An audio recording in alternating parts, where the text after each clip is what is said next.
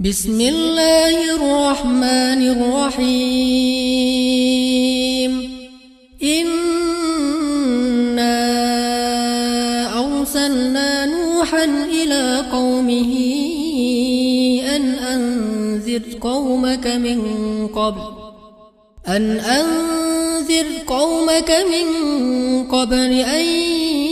يأتيهم عذاب أليم. قال يا قوم إني لكم نذير مبين أن اعبدوا الله واتقوه وأطيعون يغفر لكم من ذنوبكم ويؤخركم إلى أجل مسمى إن أجل الله إذا جاء لا يؤخر لو كنتم تعلمون. قال رب إني دعوت قومي ليلا ونهارا فلم يزدهم دعائي إلا فرارا وإني كلما دعوتهم لتغفر لهم جعلوا أصابعهم في آذانهم واستغشوا ثيابهم وأصروا واستكبروا استكبارا ثم إني دعوتهم جهارا ثم إني أعلنت لهم وأسررت لهم إسرارا فقلت استغفروا ربكم إنه كان غفارا يرسل السماء عليكم مدرارا ويمددكم بأموال وبنين ويجعل لكم جنات ويجعل لكم أنهارا ما لكم لا ترجون لله وقارا وقد خلقكم أطوارا ألم تروا كيف خلق الله 7 سماوات طباقا وجعل القمر فيهن نورا وجعل الشمس سراجا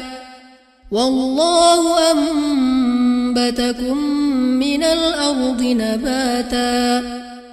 ثم يعيدكم فيها ويخرجكم إخراجا والله جعل لكم الأرض بساطا لتسلكوا منها سبلا فجاجا قال نوح رب إنهم عصوني واتبعوا من لم يزده ماله وولده إلا خسارا ومكروا مكرا كبارا وقالوا لا تذرن آلهتكم ولا تذرن ودا ولا سواعا ولا يغوث ويعوق ونسرا وقد أضلوا كثيرا ولا تزد الظالمين إلا ضلالا مما خطيئاتهم أغرقوا فأدخلوا نارا فلم يجدوا لهم من دون الله أنصارا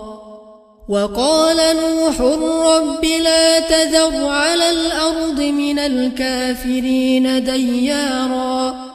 إنك إن تذرهم يضلوا عبادك ولا يلدوا إلا فاجرا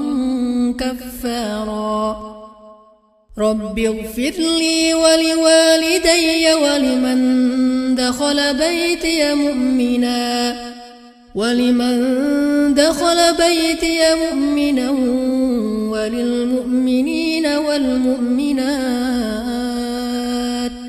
ولا تزد الظالمين إلا تبارا.